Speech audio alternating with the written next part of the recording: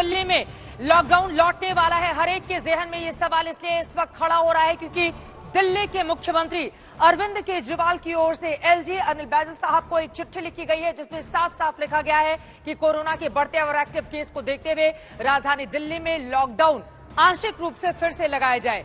दिल्ली में सवाल इसलिए क्योंकि दिल्ली में कोरोना की रफ्तार पहले के मुकाबले काफी ज्यादा बढ़ गई है और खासतौर से नवंबर के महीने में अगर हम देखें तो राजधानी दिल्ली वालों के लिए चिंता कहीं ज्यादा बढ़ी हुई है। इसी वजह से माना यही जा रहा है कि आगे आने वाले वक्त में राजधानी दिल्ली में कोरोना के बढ़ते आंकड़ों को देखते हुए और हाल ही में हम सब ने देखा था कि ऐसे गृह मंत्री की अध्यक्षता में बैठक भी हुई थी जिसमें दिल्ली के मुख्यमंत्री अरविंद केजरीवाल, केंद्रीय मंत्री डॉक्टर हर्षवर्धन, स्वास्थ्य मंत्री भी शामिल हुए थे और सबके मन में यही सवाल कि कोरोना की जो रफ्तार राजधानी दिल्ली में बढ़ रही है इसको रोका कैसे जाए। और इसी वजह से बार बार यही पूछा जा रहा है कि क्या एक बार फिर से राजधानी दिल्ली में लग जाएगा लॉकडाउन। ये रिपोर्ट देखिए।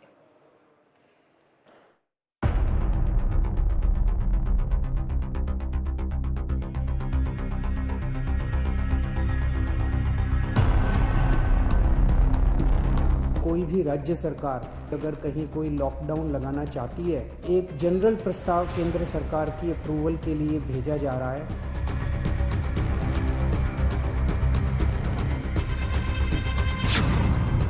दिल्ली में लौट आया है कोरोना, अब लौटेगा लॉकडाउन। दिल्ली में कोरोना की बेकाबू रफ्तार, दोबारा लॉकडाउन पर विचार। कोरोना की रफ्तार नहीं थमेगी तो दिल्ली की सेहत कैसे सुधरेगी? दिल्ली में कोरोना की भयानक मार, चिंता में सरकार। दिल्ली में कोरोना न हुआ कि रक्त बीज हो गया। जितनी खत्म करने की कोशिश हो रही है उतना ही बढ़ता जा रहा है। पूरे राजधानी को कोरोना ने ऐसा चपेट में लिया है कि एक बार फिर से राजधानी में लॉकडाउन करने की नौबत आ रही है। हालात बिगड़ते जा रहे हैं और इन बिगड़े हुए हालातों में कहीं ऐसा न हो कि दिल्ली में लॉकडाउन भी लौट आए। एक प्रस्ताव केंद्र सरकार को भेजा जा रहा है कि केंद्र सरकार ने पिछली बार जो गाइडलाइंस जारी किए थे उसमें उन्होंने कहा था कि कोई भी राज्य सरकार अगर किसी भी लोकल लेवल पे, छोटे लेवल पे भी अगर कहीं कोई लॉकडाउन लगाना चाहती है तो उसे केंद्र सरकार की परमिशन लेनी पड़ेगी। तो एक जनरल प्रस्ताव केंद्र सरकार की अप्रूवल के लिए भेजा जा रहा है। दिल्ली का टेंशन ऐसे नहीं बढ़ा, आंकड़े उसकी गवाही दे रहे हैं। 10 नवंबर से 17 नवंबर तक के कोरोना के आंकड़ों को देखें तो साफ हो जाएगा कि हालात कितने बिगड़ चुके हैं। बीते 2 दिन यानी 16 और 17 नवंबर को बेशक ग्राफ में गिरावट आई हो, लेकिन इसे राहत का संकेत मानकर बैठा नहीं जा सकता। 11 नवंबर को 24 घंटे में संक्रमण का जो आंकड़ा जारी हुआ वो दिल्ली के लिए रिकॉर्ड बन गया। उस दिन रिकॉर्ड 8,593 लोग संक्रमित हुए। 12 नवंबर को दिल्ली में सबसे ज्यादा 104 संक्रमितों की मौत हो गई। इतनी बड़ी संख्या में दिल्ली में कोरोना से मौत नहीं देखी गई थी। रिकॉर्ड टूटा तो दिल्ली सरकार और केंद्र सरकार दोनों हरकत में आई। गृह मंत्री अमित शाह ने बैठक बुला ली। उसके बाद दिल्ली के मुख्यमंत्री अरविंद केजरीवाल और केंद्रीय स्वास्थ्य मंत्री डॉक्टर हर्षवर्धन ने आपस में विचार किया और कोरोना के खिलाफ लड़ाई और तेज कर दी गई। तय हुआ कि दिल्ली में 75 डॉक्टर और 250 पैरामेडिकल स्टाफ दिल्ली लाए जाएंगे। साथ ही स्वास्थ्य सेवाएं बेहतर की जाएंगी। केजरीवाल ने केंद्र सरकार से मिली मदद की तारीफ की है। सारी सरकारें मिलके कोरोना की स्थिति को काबू करने की कोशिश कर रही हैं। केंद्र सरकार का मैं खास तौर से शुक्रिया अदा करता हूं कि इस कठिन परिस्थिति में केंद्र सरकार ने दिल्ली वालों की मदद की है और सबसे बड़ी मदद है कि जो उन्होंने 750 आईसीयू बेड्स और जल्द से जल्द बढ़ाने का उन्होंने आश्वासन दिया है। इससे सबसे ज्यादा हमें लाभ होगा। इतना ही नहीं, अरविंद केजरीवाल ने केंद्र से सिफारिश की है कि जरूरत पड़ने पर दिल्ली के कई भीड़-भाड़ वाले बाजार बंद कर देने चाहिए। अगर जरूरत पड़े और सारी कोशिशों के बावजूद भी अगर किसी बाजार में हम देखते हैं कि सोशल डिस्टेंसिंग और मास्क का पालन नहीं किया जा रहा और वो एरिया एक तरह से लोकल कोरोना हॉटस्पॉट बन सकता है, तो उस वहाँ पे बाजार को कुछ दिनों के लिए एहतियात के तौर पे बंद करने की इजाज़त दिल्ली सरकार को दी जाए, ऐसा प्रस्ताव अभी केंद्र सरकार को भेजा जा रहा है। इसके लिए भी मैंने एलजी साहब की परमिशन के लिए अभी लिख दिया है। कोरोना की रफ्तार पर ब्रेक लगाने के लिए दिल्ली सरकार ने तय किया है कि दिल्ली में शादी समारोह में अब सिर्फ 50 लोग ही शामिल हो सकेंगे। हालात सुधरने के बाद ये संख्या 200 कर दी गई थी। 200 तक लोगों के शामिल होना अलाउ किया गया था। उस ऑर्डर को विड्रॉ करने के लिए आज निर्णय लिया गया है कि 200 से वापस 50 लोगों को, शादियों में केवल 200 से 50 लोग अलाउड होंगे। और ये निर्णय मैंने एलजी साहब की अप्रूवल के लिए अभी सुबह सुबह भेजा है। मैं उम्मीद करता हूं कि उनकी जल्दी अप्रूवल आ जाएगी। केजरीवाल ने संदेश दे दिया है कि कोरोना से बचने के लिए बनाए गए नियमों का न मानने वालों पर सख्त कार्रवाई होगी। कुमार कुणाल और आशुतोष के साथ अरविंद ओझा, दिल्ली आज तक। दिल्ली लाचार, कोरोना की मार, इसी वजह से लॉकडाउन पर विचार। आपने देखा कैसे राजधानी दिल्ली में मचा हुआ है हाहाकार, और उसके पीछे का कारण क्या है वो आंकड़े जल्दी से आपके सामने रखते हैं, जिसकी वजह से दोबारा लॉकडाउन लगाने पर विचार इस वक्त दिल्ली सरकार कर रही है। और इसी वजह से बकायदा जल्दी जल्दी एक एक करके वो तमाम आंकड़े आपके सामने हम रखते हैं। ये देखिए, दिल्ली में डराता कोरोना। 24 घंटे में नए केस की अगर हम बात करें तो आपको बता दें कि एक एक करके हम आपको दिखा रहे हैं 10 नवंबर से लेकर 16 नवंबर तक के ये आंकड़े। सबसे पहले 10 नवंबर को 7,830 कुल केस सामने आए थे। 11 नवंबर को 8,593, 12 नवंबर को 7,053, 13 नवंबर को 7,802 केस, 14 नवंबर को 7,340, 15 नवंबर को 3,235, 15 नवंबर का आंकड़ा कम जरूर है, 16 नवंबर को 3,797 कुल केस सामने आए हैं। और इस वजह से राजधानी दिल्ली की स्थिति ऐसी बनती हुई दिखाई दे रही है कि यहां पर कोरोना के बढ़ते हुए आंकड़े परेशानी का सबब बन सकते हैं। मौतों की अगर बात करें राजधानी दिल्ली में, मौतों का आंकड़ा ये देखिए, 10 नवंबर को 83 लोगों की जान गई, 11 नवंबर को 85 लोगों की मौत हो जाती है, 12 नवंबर को आंकड़ा 104 तक जा पहुंचता है, 100 का आंकड़ा क्रॉस कर जाता है, 13 नवंबर को 91 लोगों की मौत हो जाती है, 14 नवंबर को कोरोना से 96 लोगों की जान चली गई, 15 नवंबर को 95, जबकि 16 नवंबर को 99 लोगों की मौत हो गई है। बीते 24 घंटे में 99 लोगों की जान का जाना अपने आप में ये बताता है कि राजधानी दिल्ली में बहुत जरूरी है कि तमाम वो एहतियात बरते जाएं, जिसके जरिए कम से कम ये जो तमाम आंकड़े आप देख रहे हैं इन आंकड़ों को कम किया जाए, क्योंकि ये बढ़ते हुए आंकड़े परेशानी का सबब राजधानी दिल्ली के लिए बने हुए हैं। और इसी वजह से दोबारा से लॉकडाउन लगाने पर आंशिक तौर से ही सही, लेकिन इस पर विचार करने की बात कही जा रही है। और अब हम आपको फैक्ट शीट दिखा रहे हैं। मैं चाहूंगी कि क्लोज करके हमारे दर्शकों को दिखाया जाए, जिसके जरिए उनको समझ में आए कि आखिर राजधानी दिल्ली कोरोना के मामलों में डरा क्यों रही है। एक्टिव केस कुल कितने हैं और फिलहाल अभी मौजूदा स्थिति कैसे बनी हुई है। 24 घंटे में कुल केस देखिए 3,797 आ चुके हैं सामने। 24 घंटे में 99 लोगों की मौत हो चुकी है, जबकि वहीं कुल संक्रमित आप देख पा रहे हैं, संक्रमितों का आंकड़ा 4,89,202 का है। कुल मौत अब तक के आंकड़े दिखा रहे हैं 7,713 लोगों की जान चली गई है, 40,128 कुल एक्टिव केस हैं। संक्रमण की जो रफ्तार है वो भी आप देख रहे हैं। तो ये अब तक का वो शीट हम आपको दिखा रहे हैं कोरोना का, जिसके जरिए आप समझ सकते हैं कि राजधानी दिल्ली देश के दूसरे हिस्सों के मुकाबले अभी कहां पर ठहरती है, और इसी वजह से दिल्ली में ये परेशानी बढ़ी हुई है। वहीं केंद्रीय स्वास्थ्य मंत्री डॉक्टर हर्षवर्धन जो लगातार इस पूरे मामले में अपनी राय रखते रहे हैं, आपको बता दें स्वास्थ्य मंत्री ने आज तक से कहा है कि दिल्ली सरकार को कुछ अहम सुझाव दिए गए हैं। और साथ ही डॉक्टर हर्षवर्धन ने यह भी कहा कि दरअसल कोरोना जैसे बेहद गंभीर मामले में किसी भी तरह की पॉलिटिक्स नहीं होनी चाहिए। और कौन कौन सी जानकारी उनकी ओर से की गई, क्यों इस बात पर डॉक्टर हर्षवर्धन ने फोकस किया है। 2 गज की दूरी, मास्क बेहद जरूरी। सुनिए, उनसे बातचीत की है हमारे संवाददाता अशोक सिंघल ने।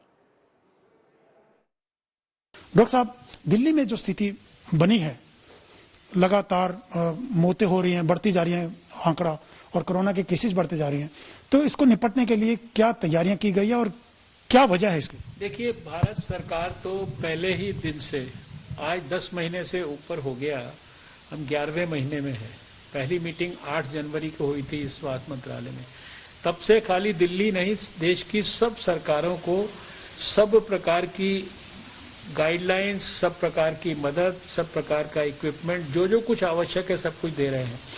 अभी सौभाग्य से देश के अधिकांश स्टेट्स में जो केसेस हैं वो डिक्लाइन की तरफ हैं, लेकिन दुर्भाग्य से दिल्ली में पिछले कुछ समय से हम देख रहे थे कि लगातार केसेस की संख्या बढ़ रही है और एक एक दिन में 7-7, 8-8 हजार तक केसेस आ रहे थे। मौतों की संख्या भी थोड़ा ज्यादा हो रही थी।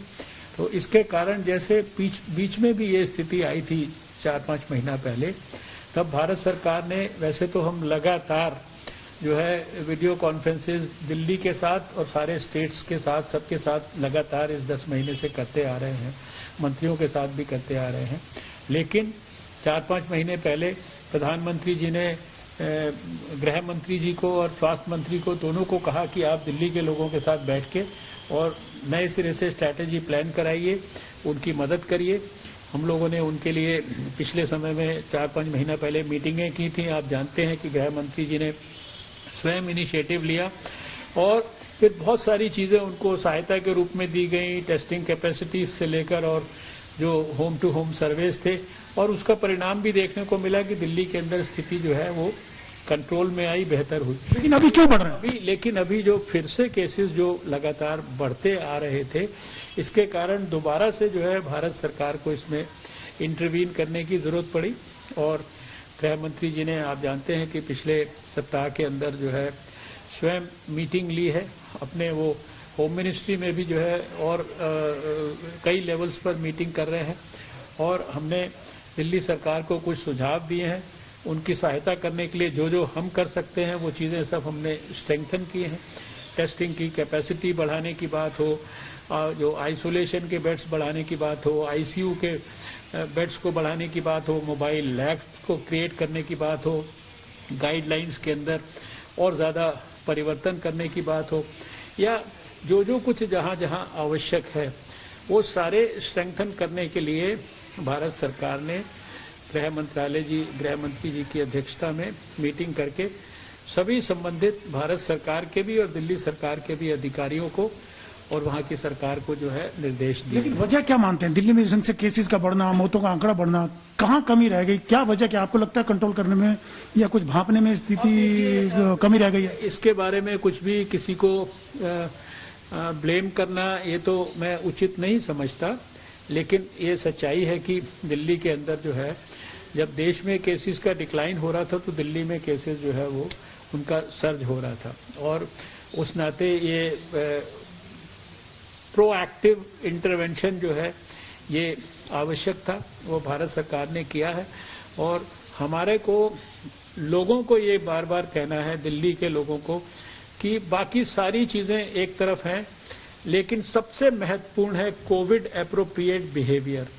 किसी भी कीमत पर मास्क को मत भूलिए, 2 गज की दूरी को मत भूलिए, हाथों के सैनिटाइजेशन को, साबुन पानी से धोने को और रेस्पिरेटरी एटिकेट्स का ध्यान रखना, और जहां तक संभव हो भीड़ भाड़ के इलाकों को अवॉइड करिए। भीड़ भाड़ में जाना भी है तो जो नियम है, डिस्टेंस है, जो मास्क की सुरक्षा है, इसको कतई मत भूलिए।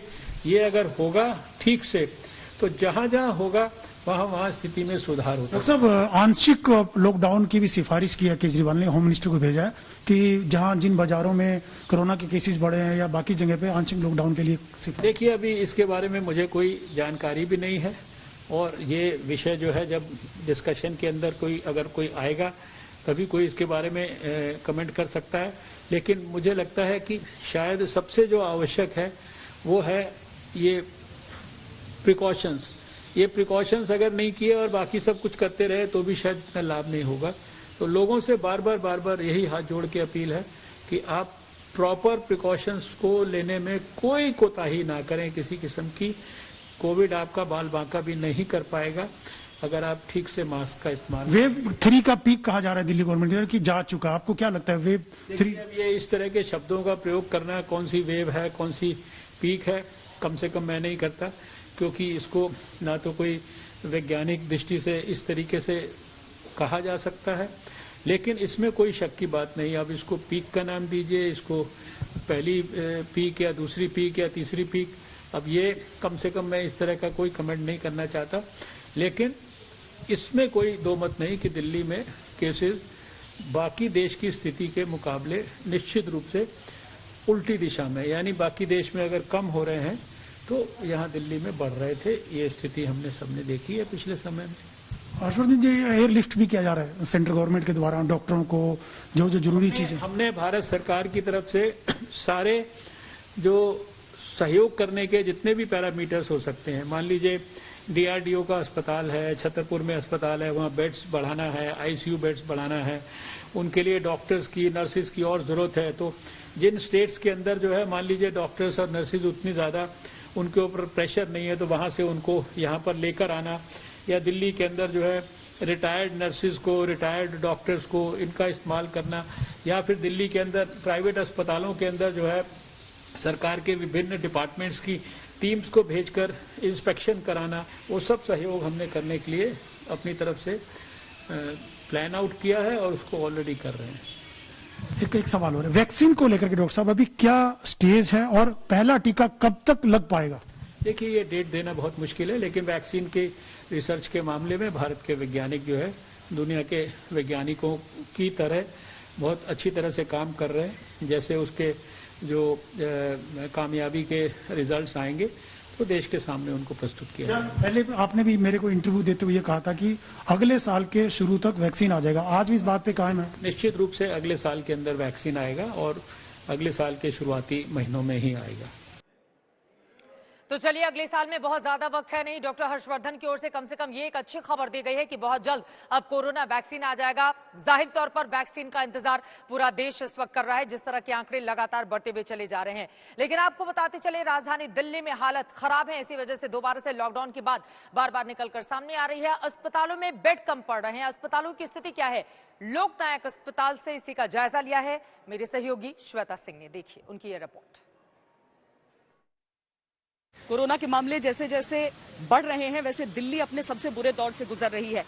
तीसरा वेव तो ये बताया गया है, लेकिन दिल्ली सरकार की तरफ से ये भी स्पष्ट किया गया है कि इसका पीक अब गुजर चुका है। लेकिन लगभग 8,000 मामले दिल्ली ने एक दिन के भीतर देख लिया है। और अगर हम यहाँ पर हॉस्पिटल बेड्स की बात करें, जिनकी संख्या बहुत तेजी से कम हो रही है, वो देखिए। दिल्ली कोरोना का ये जो ऐप है, उसमें आप साफ तौर पर देख लेंगे कि जो कोविड-19 बेड्स हैं, वैसे तो कुल वेकेंट यहां पर 7,615 दिखाए जा रहे हैं, लेकिन आईसीयू बेड्स जो वेंटिलेटर के साथ हैं या विदाउट वेंटिलेटर हैं, उनकी संख्या बेहद कम। और यहां अगर इन बेड्स को आप देखिए तो लोकनायक अस्पताल जो है, लोकनायक जो अस्पताल है, उसमें कुल संख्या ऐसे बेड्स की मात्र 6 रह गई है।